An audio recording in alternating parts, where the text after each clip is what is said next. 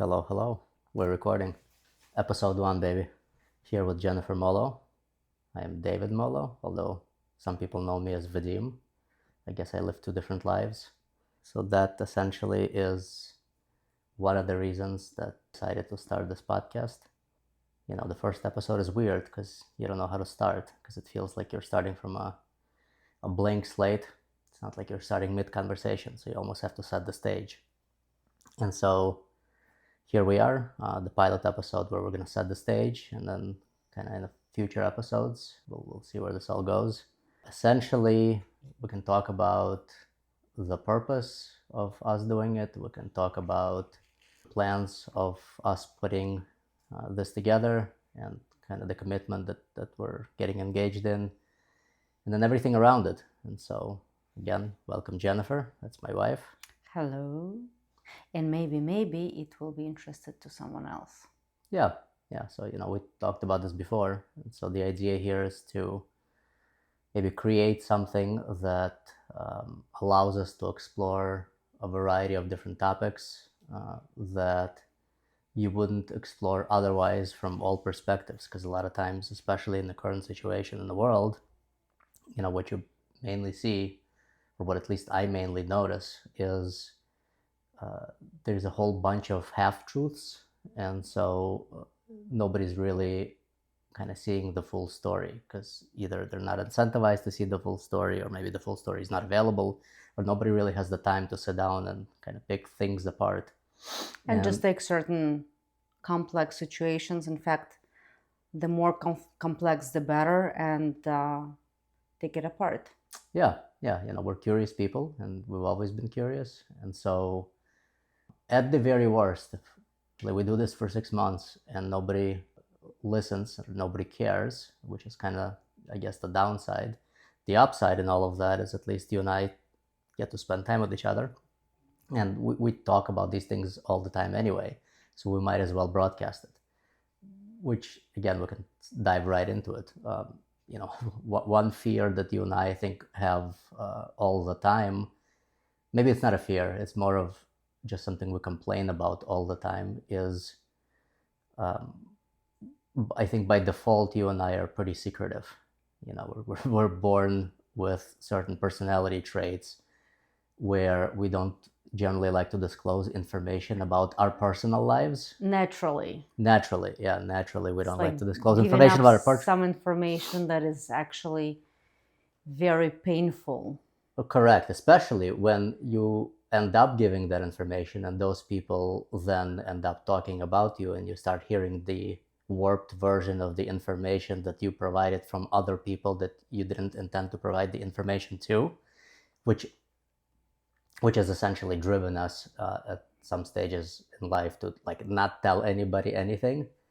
And so maybe to battle that fear, maybe it's not even a fear, maybe it's just a weird thing, because with each of these there's essentially a duality, and that's what we're going to talk about in these topics. There's essentially duality to everything, right? You have a benefit and then you have a risk with anything you do, no matter which side of the argument you're on. And so the benefit you gain by not telling people anything about yourselves is there's an element of surprise, right? And you don't disclose information that other people talk to you about. But I think the risk of that is that nobody really knows you, and so you end up kind of alone to some degree in your life, and that's a sad place to be. And so we figured, to deal with this, why don't we just talk about shit that's on our minds that we wouldn't have disclosed to other people. And so we're going to talk about it sort of in a broadcast way where anybody can tune in and sort of hear the thinking. What do you think? Yeah, absolutely. But when telling everyone, like you mentioned, when people don't know you, not many people would say. For me, like, I knew that I don't have a description of myself, some sort of an instruction. There is a person is born, and you want to kind of have an instruction, like you get an equipment and appliances, and you have a instruction that comes with it. So that's what I was lacking for quite a long period of time. And finally, it's been, I want to say, like recently, where I can say like, okay, now I know who am I, like my qualities, my weaknesses, my strength, and just, like how should I think about things and change my morals and bias, and like, because, like we always have an opinion about something else, someone else, but we're not sure about ourselves. So I think that's where you need to start. Yeah, and it's interesting because we've come to this at, we're both 40s, although, my wife is, 19, and Always. I'm 43. But yeah, it essentially took us years. And so, again, there's a duality in that too, because you can argue that, like, look, man, we're 40 years old and it took us years to figure this shit out. But the other side of it is, we could have been 60 and still not having figured it out. And so I think having that sort of figured out at 40 is better than not having it be figured out at 60. So it's, But we again, it's, were always searching. That I do remember. It's not like, like I was always searching. I was trying to find different ways, alternative ways, like just, give me an answer. I was always searching. I feel like you did too. yeah, me too. And the other interesting thing here is, again, there's like, I'm seeing a pattern of duality in everything. Is like, you're searching on your own and I'm searching on my own, and I think we only really came upon a better answer when we started communicating better between the two of When we us. started communicating, period. Starting communicating, period, right? Because, while you and I think, are very similar relative to this, we're actually completely opposite and different on everything else in our lives, both our interests, both our mindsets, both on how we, perceive situations. I'm definitely more pragmatic. You're definitely more emotional. You like dancing. I like, martial arts. It's like, there isn't. It's weird because there isn't anything that we kind of have in common other than this level of communication, That is true. and obviously children. Well, that is a responsibility. That's not an interest, like it's been a responsibility, something, like you have kids, now you're responsible for taking care of them, so this is something like a have no choice thing. And yeah, to me, it's kids, I love them all, but it's my number one responsibility. And in fact, I think this is the hardest thing that you can be given in life, is being a parent, because you are responsible not just for yourself, but to giving our society, giving a solid, healthy human being. And the values, and obviously you have to start from yourself, you cannot preach something that you don't do. Yeah, definitely bringing up kids is number one. But it's not a purpose. I wouldn't say it's a purpose. It's not a purpose. It's definitely a In fact, I responsibility. feel jealous. I do see certain parents, moms, dads, that do see themselves as this is my purpose. They like truly enjoy themselves. And I was always honest with my kids. I never, but it was never being a mom. It's not fulfilling me at all, and it's not my purpose. But it's definitely a responsibility we take on seriously. Yes, yes. Yeah.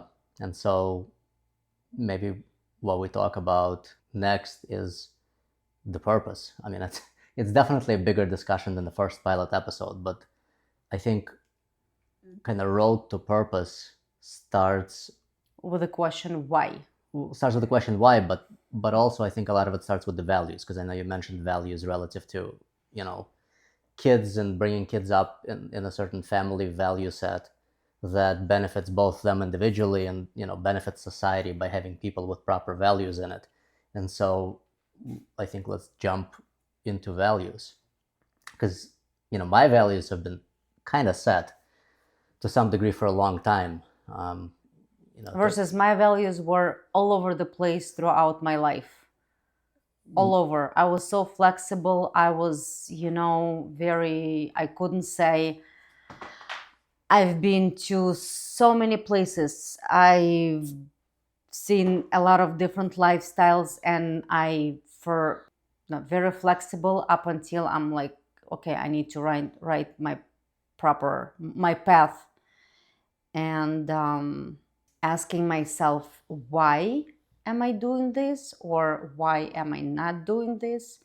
Or why is it important? Maybe even. Why is it important? Absolutely. Like anything that starts with the why helps. Okay, I'm doing it because this is something is That that's what the society does. That's what I was taught to do. That's grandparents did what it, parents did it, you know. absolutely. So why am I doing this? Why is this? So absolutely, I did a lot of things in life that was like kind of like a pattern, like you like a monkey, everyone does it, so you just basically continue doing it. And actually, speaking about ourselves is kind of like something that you want to overcome this uncomfortable feeling of, I don't want to talk about myself. Well, especially us. I mean, other people want to talk about themselves. Like, in fact, I know people. Others do, In we fact, don't. Yeah, I know people who all they want to do is talk absolutely. about themselves. And Absolutely. in fact, you're having a conversation with them, but they're having a conversation with them also. Absolutely. And so, in fact, And I I'm know. very good about it because, like I can, like, as someone who is very interested in psychology and how it all works and why it all the way it is, people love talking about themselves, and they love to have someone who is genuinely interested in their life.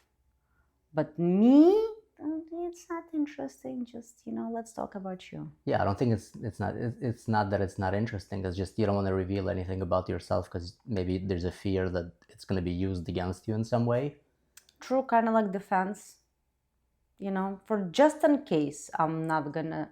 And it's not actually conscious. I don't think it's consciously you doing it. That's the thing, like you open your mouth, like I'm about to say this information, and like last second you stop yourself.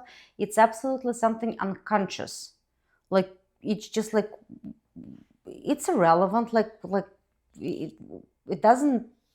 You don't need this information. It's useless. Why would I talk about myself? Like I think it's like unconscious decision not to be talking. Well, is it unconscious or is it I learned? th- I Or is f- it learned?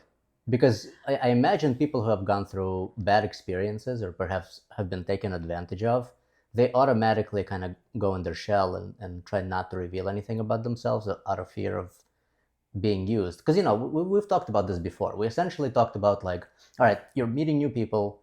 How should you conduct yourself?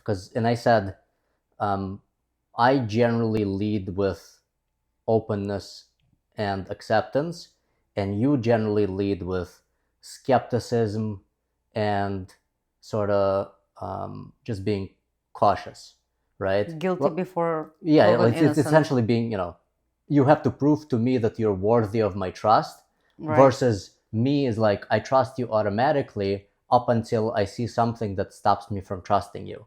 And again, each side has its own benefits and risks. Obviously, if you lead with trust, there's always a possibility somebody will take advantage of you. And then if you lead with fear, or if you lead with caution, essentially, maybe they won't be able to take advantage of you, but then you'll also, I think, not attract the right people because, again, there's benefits on both sides. It's like it's almost like economic systems. It's when you're hiring somebody, I assume that anybody I'm hiring will do the job based on obviously their resume and all the other things. And so when I hire them, like, I trust them. I'm gonna give them responsibility, and then I'm gonna watch them.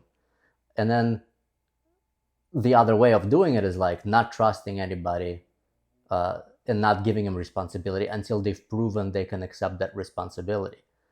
Well, I want to say it started definitely something unconscious, and then I kind of like needed to rationalize it and kind of like to explain to myself, why am I doing this? Of course, people talk, but I don't think I ever had like certain experience. Like, of course, people talk, like I talk, we all do. People say who don't, like that's not true.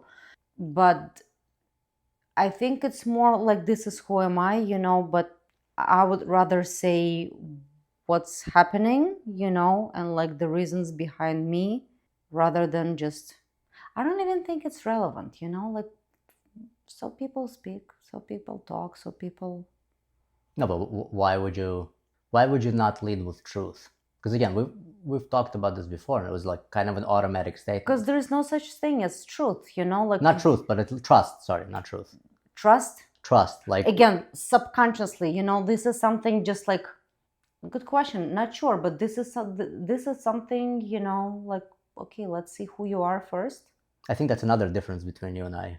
It just Now it's definitely changing. It has been. It did change. It did change. It did change. What led it to change? Just my outlook on life in general. When you starting understand people not through your lens but through their lens. In like once you understand their how they think, how they see things, you actually can kind of like see their truth. Because like Not everybody's truth is the same, is what you're saying? Absolutely. And it's like, you try to see, okay, so the way that particular person saw it was this, and that, and you kind of like, okay, so I understand. You don't feel it's actually, you feel much, much better. And I think a lot of that can be also solved through communication, because you and I used to argue about these things all the time. It's like I did something and I'm doing something through my own lens of thinking that what I'm doing matches kind of, again, my values and the way I do things, and you're seeing is like, oh shit, he's doing this thing that he shouldn't be doing this way, he should be doing it that way, otherwise Or he shouldn't be doing something. Or he should be doing some, or maybe and he's not doing anything. In fact, like, that was my thing. It's not like you did something that they didn't want you to do. You just didn't do anything. You would just like going to sleep and without resolving an argument. And like, I need a closure, like whether it's good or bad, but like, I need a closure. We need to talk it over. And I was actually always willing to talk. I was actually the one who was always willing to talk. I wanted to sleep. But when you start, well, how can you sleep if you have no closure? I don't know, I'll get closure in the morning. Why would so tired. you? It's like it takes energy to figure why this out. would you wait? The sooner the better, right? No, it makes sense. And I think I've definitely over time, which is again another reason to starting this thing, is there are things that were natural to me for a long time that essentially through communication and experience that I've learned to see it the other way, and I've adopted it as a better outcome. It's kind of like leading through skepticism or leading through trust. It's like, in my opinion, leading through trust is better because, yeah, sure, you'll get screwed sometimes, but I think you'll have more opportunities if you lead through trust. You'll attract the right people. You'll get the right people on the bus. I mean, what's the worst can happen? What's the worst that can happen? People talk about you, then they stop. They talk about someone else. Yeah, it's like, well, you'll get screwed. Maybe you lose some money, maybe you lose some time. And again, to me, those are like big things. To others, it might be not big things. Oh, you lost some money. It's like not a big deal. But it's like, it's painful. I think we needed to start from introducing ourselves because we're jumping too fast to like discussing these things, Yeah, all right. So let's go back. You go first. Oof. Well, I speak with an accent, but I don't think with an accent. So I apologize in advance if I will definitely make mistakes. English is my third language. I was born in Russia. I grew up in Israel. And now I live in Florida for the past 3 years. Yes. And that's enough information given up for now. I see. All right. 15 minutes in or 20 minutes in, we're doing the introductions. Hello. My name is David. Again, as I said before, some people know me as Vadim. I was born as Vadim, and then throughout my kind of career, and I was in sales for a long time. I did collections for a while, and then I did sales, and so it was very difficult introducing yourself as a long Russian name, Vadim, a variety of other consonants that made up my 13-letter last name. And so at some point I legally changed my name to David and last name Molo. So I shortened the last name. I put David in my middle name. And so people that know me before that, through my high school, people I hung out with, through my adolescence, know me as Vadim, or as my high school math teacher put it, Vadim. And then everybody else, especially since moving to Florida, know me as David. And so Russian Dave, Russian Dave, as our friend Andy likes to say aka. it. In fact, I think he has the picture of Stalin in my column. It pops up. Even though I'm not even from Russia, I'm from Belarus, and even though we're not Russian, we're Jews, and so it's strange because in Russia we were Jews, and then we came to America and we're Russians. I've been here since 1992, so for 30 years essentially, 32 at this point. In And Israel, I was definitely Russian. yeah, and even to this day, once in a while you meet somebody and they're like, "Hey, how do you like it in America?" It's like, I don't fucking know. I grew up here. I went through high school here. I went through college here. Like all my career's here. I came here when I was 11, and yet I'm still Russian for whatever reason. Which is, one of we talked about, or maybe we didn't talk about it, but I wrote down kind of a topic to discuss in this episode, and what are we gonna name this thing? What's the name of the podcast? I know we named ourselves, but what are we calling the podcast? And one of the names that I had written down is, two Russians talking. Again, even though it's not Russians. Not bad. The other names I've come up with, and I'll just sort of list them here, is the art of thinking, maybe the thinking about thinking, because this is more of just like verbal thinking about stuff, right? So taking difficult situations and taking them apart, and as I said, the more complex the better. As long there is only one condition, as long as there are two people are willing to talk to each other, they want to resolve whatever they cannot resolve, to come to a conclusion, or just to, because this is our problem, that we are communicating to each other, we're talking to each other, and yet we cannot hear each other. We don't understand. We're always kind of like trapped in our own bias, our things that we don't even think why we think this way, and we obviously barely ever think about other part, or at least the things you don't see right in front of you. Because again, even if you look at the political space, regardless of which side of the argument you're on, just simply to win the conversation, right? Okay, I'm the right one here. What is it all about? So like any complex situation, any complex conversation that you're having, whether it's your partner, kid, friend, family member, so you can come to a productive conclusion where you both understand each other and you can move on, not having any hard feelings. Yeah, that's hard. But it's possible. It's definitely possible. I mean, we've done it. Yeah.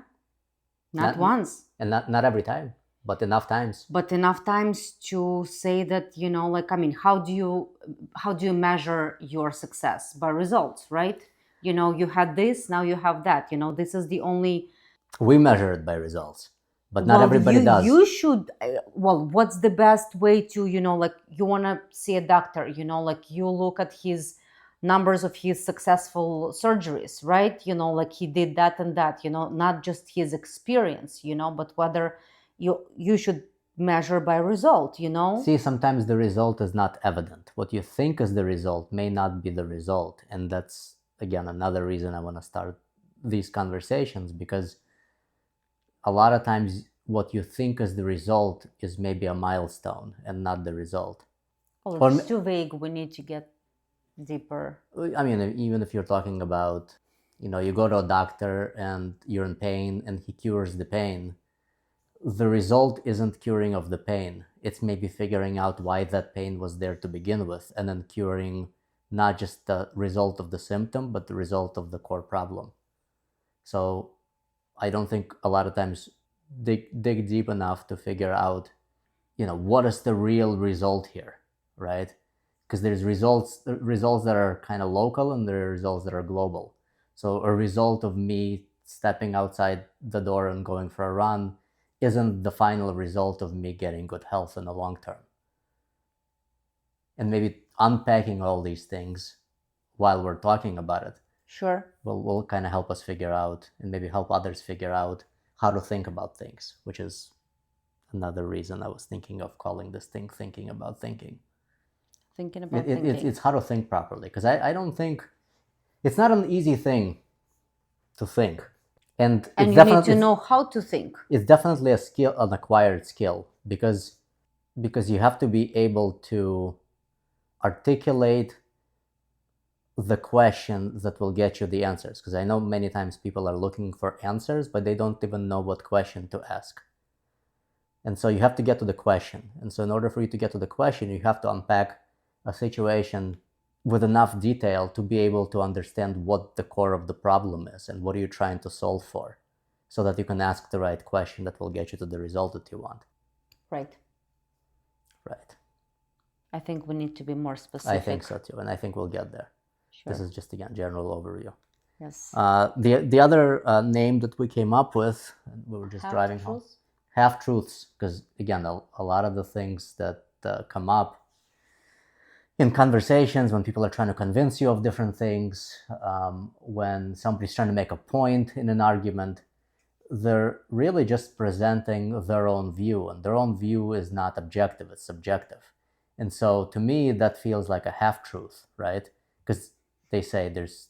You kind of omit certain facts that speak not in their favor, or something that to them not necessarily important. Well, because you're always fighting against incentives. So the other thing here is like the incentives, right? Because you have these sort of biologically driven instincts that drive your incentives to be able to tell the full story, right? Because you want to win an argument. And you want to win an argument because maybe you want to appear stronger than you actually are. Maybe you're full of problems, but you really want to appear stronger in front of people, your spouse, your children, your coworkers. And so when you're presenting an argument, you're presenting it from the perspective of winning rather than from the perspective of solving it long term. And a lot of times when people win, those are short-term wins and not long-term. Like, I've essentially been in situations where, and I'm sure you have as well, where you've basically made the argument, you argue very well, and throughout our lives, you've essentially won a ton of arguments that have won you the argument, but it got you to a place where you then like, man, what kind of life am I living with all these wins? Well, it's just the vocabulary was a little bit wider, so no, but right, I'm saying for whatever reason. so again, whether like, it's it's vocabulary easier or to whether attack someone when you have way more words to use against someone. But it was definitely, to prove my point. it's like you can win and you can lose at the same time, right? And that's exactly what happened. Like, it definitely, by winning, it never gave you this full satisfaction of like a relief of something that now I feel good, I can move on with my life. It's not satisfying at all. Yeah, the example I like to use is the proud homeless guy. It's Correct. like the guy that's always right, but he's got no friends and he's got no money and he's got no job and he lives in the street. It's like, yeah, man, you're right. Good luck. Right. So that's the name, half-truths. So we got to come up with something, and I don't know what we're going to call this first episode, but we got half-truths. We got two Russians talking. We got another one I have is the full story, which is the combination of half-truths. So when you get enough truths together, you get the full story, or the full picture, perhaps. If you make it visual rather than auditory. I'm a writer. I'm a better writer. You're a better speaker. You're more visual, and I'm more, sounding. Like, you read books and I listen to them, which is again another difference between the two of us. And so I think between the two of us, we kind of get the full story together. Because you have your half that you're better at, and I have my half that I'm better at, and so when you combine those things together, it's a full picture. And then the other one that I wrote down was Molotalk, because we're Molo and Talk, and I actually own the domain name molotalk.com. Yay. So that's something useful. The business person in me was like, hey, I already have the domain name. We might as well call it something that we already have. So anyway, so we'll come up with that, and maybe we'll put a little poll together. So if anybody listens to this thing before we name it, then you're welcome to suggest what we should call it. Or like two crazy people talking about something that no one is interested in, and like, well, we'll see where it takes us. Yeah, useless truth.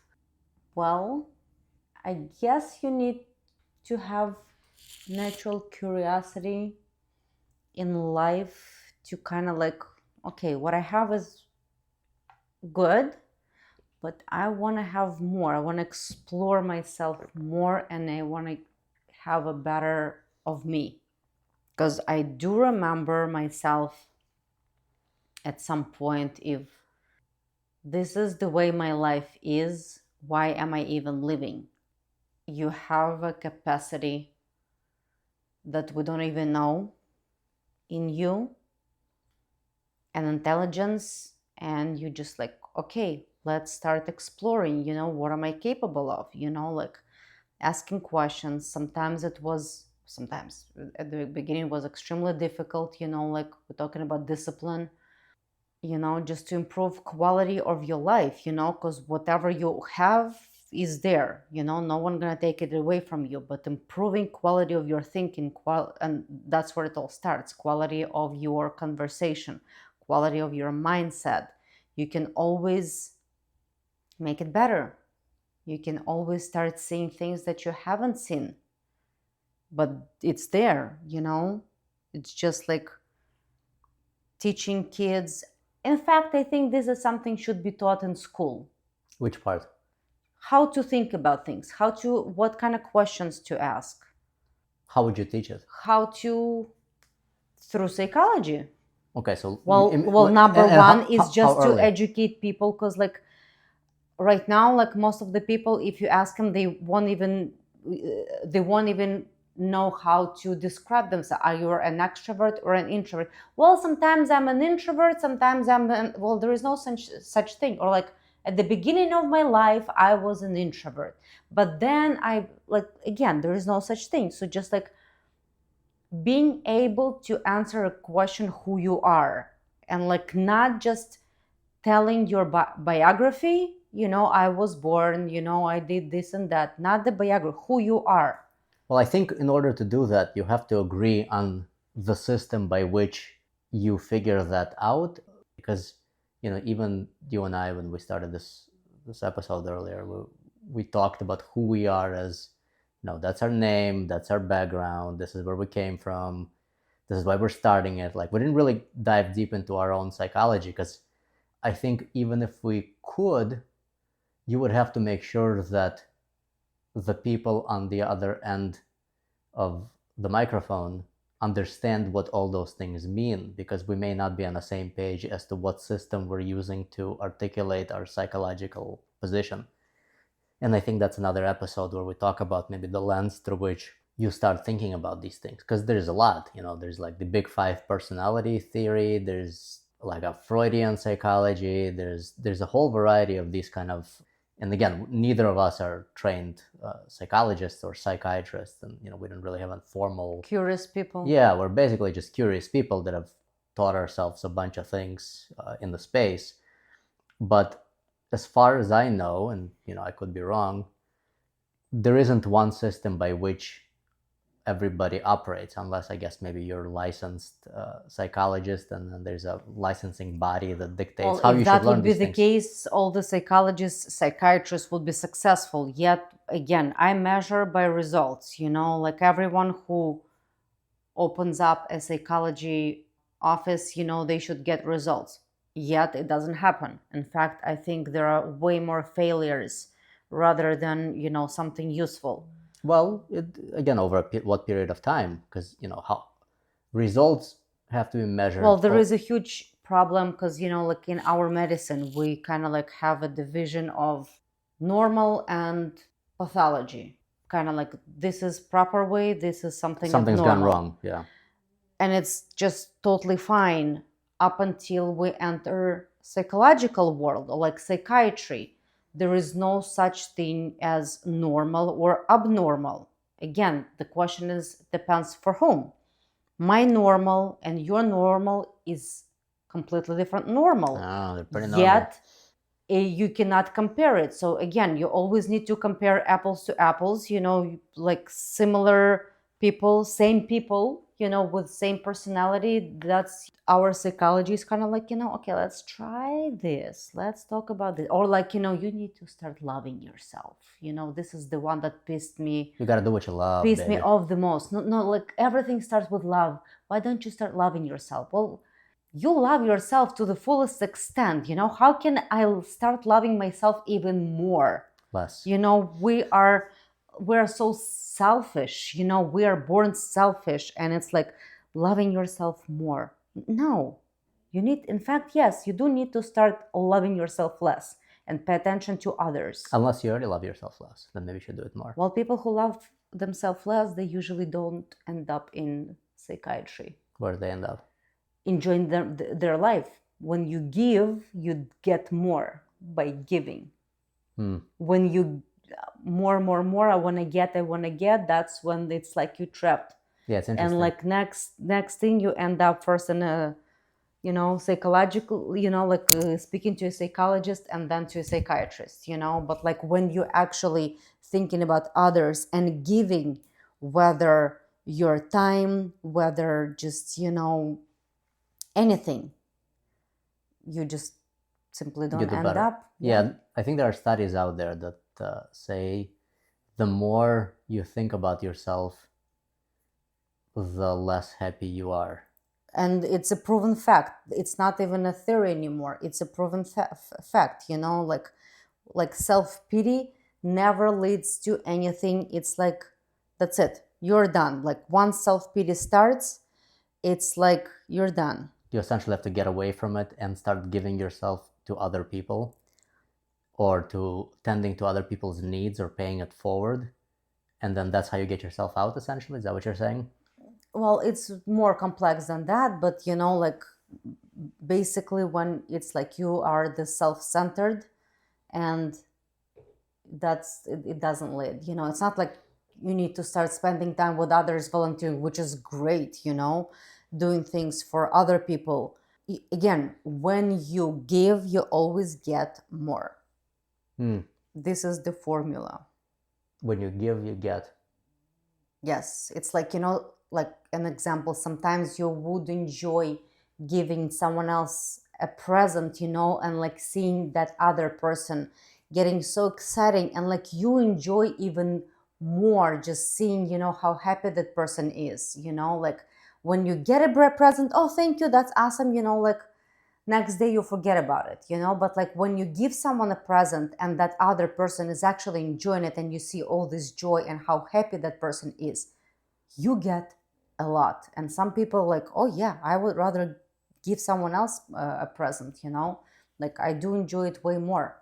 It's a known fact. It's not even a theory, so like this is the same thing, realizing how we all depend on each other. Okay, where do we go from here? Where do we go from here? Here is like, I feel like a lot of people kind of like, that's it, selfless life, giving, God. We actually, very, I would say, pretty secular people, don't believe in. Yeah, we don't really, no mysticism. Not at all. In fact, the other Again, way around, very pragmatic. Very much so. In fact, maybe too pragmatic. In fact, maybe too pragmatic, I would agree. The duality of that is when you're too pragmatic, can't recognize a miracle when it happens. Absolutely. You just write it off as a normal random event. Absolutely. And sometimes it is a miracle. I mean, I believe in like, okay, to me, God is power, is nature. So let's call nature a God. Is nature a God? It's power. It's God, nature. Universe? Nature? Universe, nature? Well, yeah, nature. Okay, there is, to every creation should be a creator. So let's put it this way. There is a creator and there is a creation. There cannot be a creation without a creator, right? We're people who think logically. I don't know. Would you say that it could be a random event? Sometimes a random event happens and something is created. Well, when we call it random, probably we don't know the process, but random is an alignment of a few things that you can't articulate or maybe understand. We just don't know exactly, so that's why we call it random, But in my opinion, every creation should have a creator. Someone did create it. It just didn't appear out of the blue, just boom, and it's there. And even if that's not the case, I would say it's better to live. Universe did it. Nature did it. So nature is a creator. Yeah. I mean, again, even if you don't believe that, I think it's almost better to live as if that's true. Because if you don't live as if that's true, even if you don't believe it, then all it is random events. And it's very difficult to find purpose in all of it, right? unless you can find purpose in maybe instant gratification of So things. if everything is predetermined, everything is like, it's kind of like, I don't like thinking that everything is predetermined. That you have control. Yeah, Well, how much control? depends on my will. Okay. Depends on how miserable I am, because the more miserable, the more power, the more will I have to get out of there. But Because that's you. like people That's you. don't. Not everybody's like that. Well, that's why you need to be there, like hopefully someone who needs it to be there and be able to help them to navigate, like, okay, so like I was able to find the way out. Because when people are seeking something that is change in general, it's always done when they are miserable. Misery, that what brings people to start changing something. When you feel great, when everything is good, you just don't do anything. You just like, okay, as long as it lasts forever, Yeah, it's great. You're happy. What's the problem? Exactly. Why would you start changing, or you're gonna start looking for purpose of life, the meaning, all these questions when you feel great and amazing? And even though we didn't have any major problems when it comes like you have it all, yet you start having these questions, but like your life was unfulfilled. Hmm. You just kind of like live, but you don't get a satisfaction from life. Something is missing. So, like, I came here for a reason. There should be a reason. Please tell me, who knows? Nobody knows. Well, someone did know. But I've tried, I was knocking to so many doors, just please give me an answer. Do you want me to pay? I'll pay. Do you want me to get engaged? I will get engaged. But I need an answer. Like I always felt like, okay, I'm kind of like different.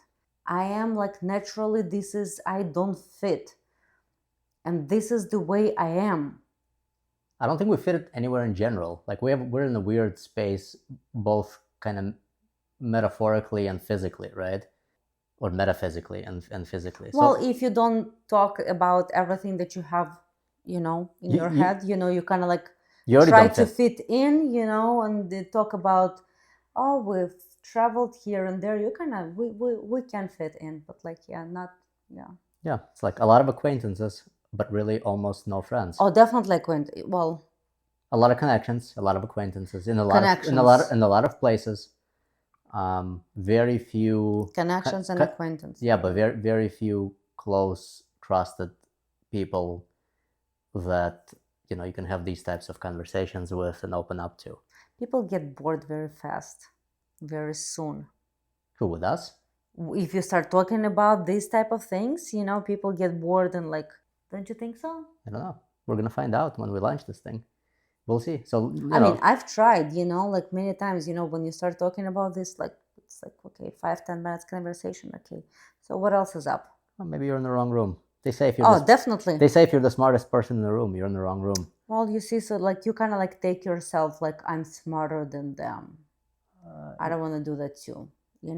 It's like, it definitely has its risks, but it also has its benefits. Absolutely, but like it's kind of like pretty Self-centered. Very self-centered, like something I would say is what you're saying. These people are just stupid. Like I'm thinking about something smart and intelligent, and like these people don't read books, these people don't, so like I'm in the wrong room. Cars and sex. Yeah, food and sex. Food and sex. It's always about hungry. Food comes first. Yes, it's entertainment number one anywhere. It's all about food and sex, and I'm getting hungry, baby. Yeah. So I would say, I think this is kind of a good place maybe to stop. I mean, we can keep going for hours probably with this. I mean, it would be nice if we would get like a certain situation between two people and just to take it apart. Oh, I got like 4. Oh, really? Yeah, I got 4. Wow. I basically have. I came in unprepared. Yeah, so I wrote down, the situation we had in the Houston airport when we were eating in that restaurant, the experience of it. Houston airport. That's when we were coming back from Guadalajara last week. Oh, the Manzana situation? No, not the manzana. Oh. This is the quality of food in that little place, and we talked about why nobody really gives a shit in this corporate environment. You know, like how I had to get a refund for the burger, Oh, the sure. burger, Yes. and all the other Mm-hmm. stuff. So we talked about that. You know, that's a situation. There's another situation that occurred. The flight attendant back from Houston to Tampa, who was Yes. trying to like move people around. So Yeah. that's a situation. Neighbor situation. Yeah, that's another one. So we can talk about.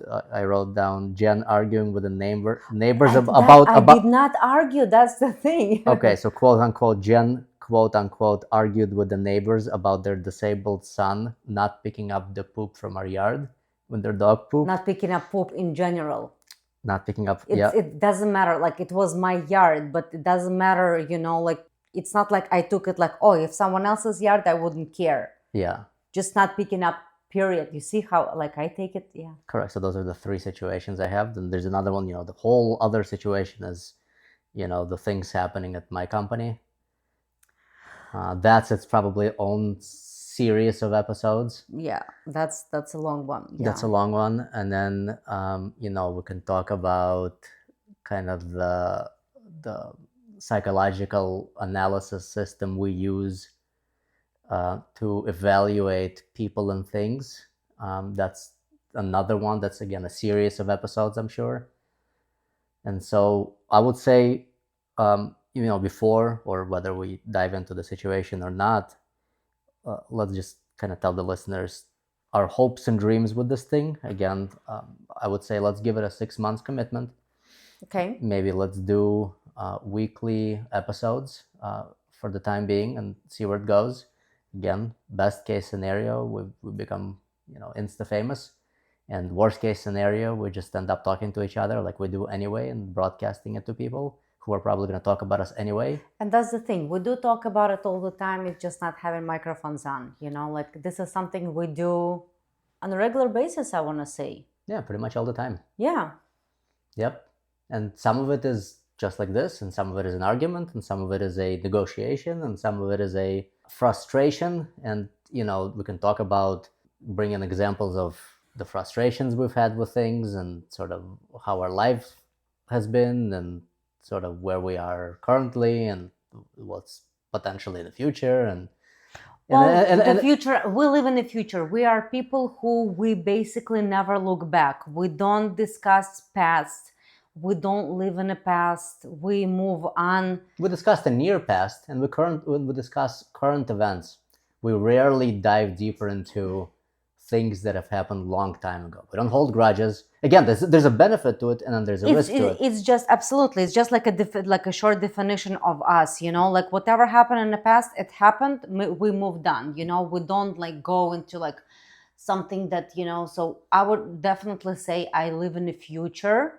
I'm looking forward to certain things. I'm looking for events for me being different, me being more understanding more and more, but whatever happened, it doesn't interest me. We do not. Yeah, that's why it was kind of hard to recall certain things. We need to write situations down so we can remember what happened in the past. Yep. So I got 3. Awesome. So I think these are kind of all topics for maybe the next episode, or maybe the next 3 episodes, depending on how deep we want to go into each situation and break it down. So that's where we are. Happy ending. See you next time. See you next time, babe.